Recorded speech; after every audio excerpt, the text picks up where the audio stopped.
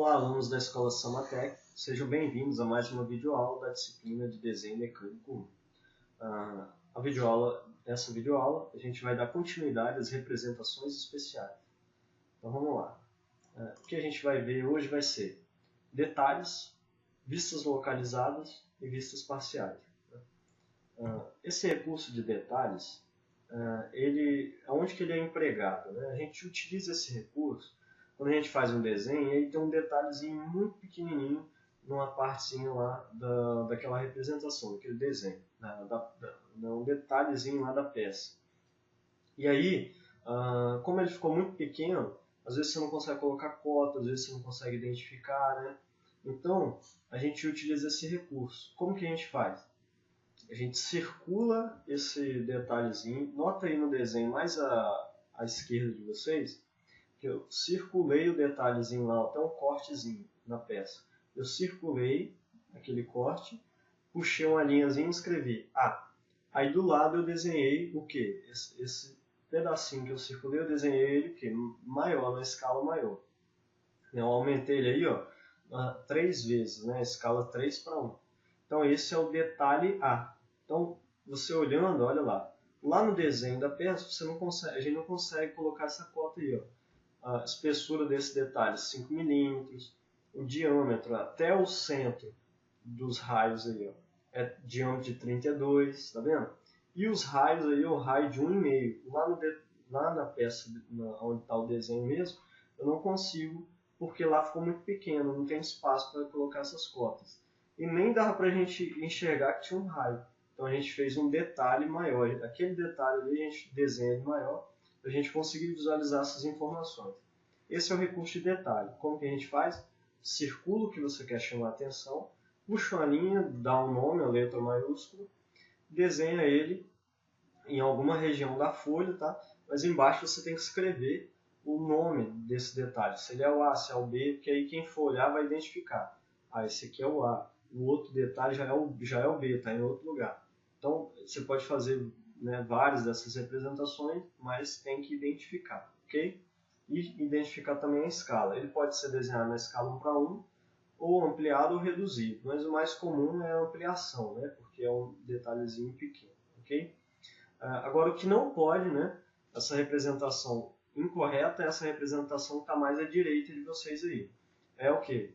Pegar o desenho foi feito em uma posição, quando você for fazer o detalhe, inverter a posição. Então isso não pode, tá?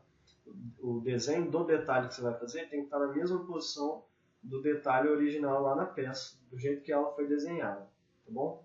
Então esse é detalhe, tá? O recurso detalhe, né? O próximo recurso que a gente vai ver é o recurso de vistas localizadas. Então nota essa peça aí, uma ponta de um eixo, né? Vamos supor um eixozinho desse tamanho aí. Uma peça muito simples, tá? E apenas com 2 vistas a gente consegue representar essa peça tranquilamente. Só que ela tem um rasgo de chaveta, esse detalhe superior aí, um rasgo de chaveta. E fazendo apenas essas 2 vistas aí, frontal e lateral esquerda, a gente não consegue enxergar como que é o detalhe desse rasgo de chaveta. Se ele é quadrado, tá, nas pontas, ou se ele é redondo nas pontas circulares, igual está ali na perspectiva isométrica. Pela perspectiva a gente vê que ele é redondo. Mas e pelo desenho? Como que a gente identifica isso? Então apenas fazendo uma outra vista, né? Só que, observa bem, essa peça é muito simples. Para fazer uma outra vista só para mostrar esse detalhe, ia me tomar muito tempo. Então o recurso que a gente utiliza, que a gente emprega, é o vistas localizadas. Você faz essas 2 vistas e aquele detalhe você só desenha a vista superior do rasgo de chaveta. Fica mais ou menos assim, olha ali. Eu tenho a vista frontal, a vista lateral esquerda e a vista localizada do rasgo de chaveta. Agora a gente consegue enxergar o formato que ele tem olhando superiormente, né, na vista superior. Então esse detalhe é chamado vista localizada. Tá?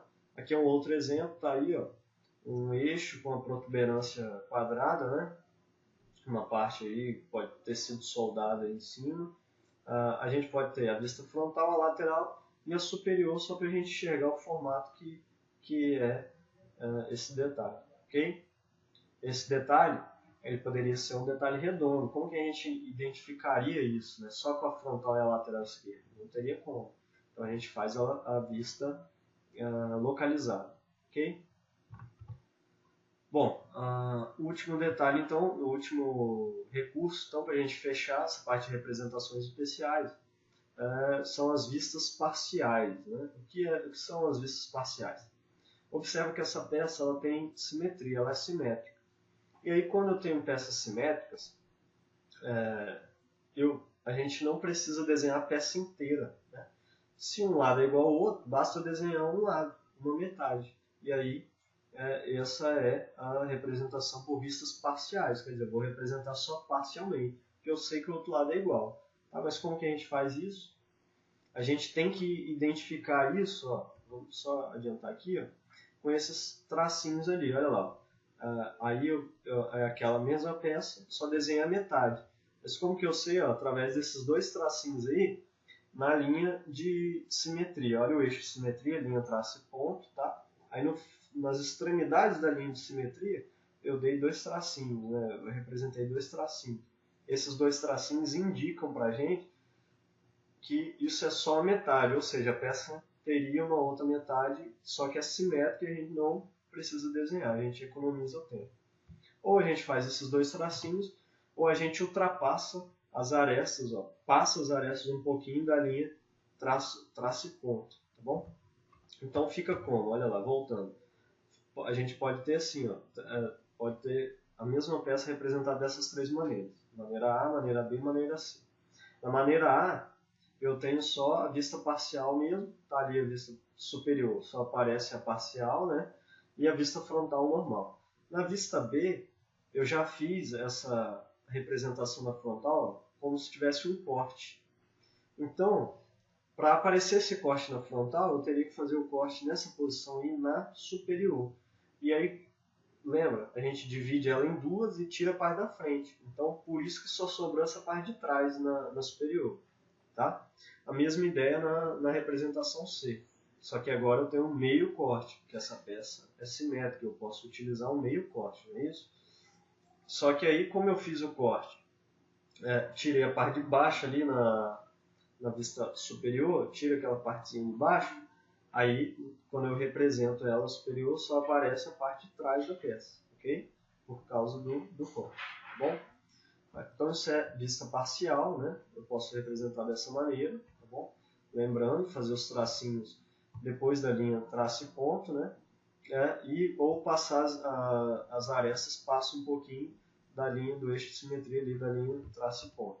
Isso é para indicar que a peça tem uma simetria para o outro lado.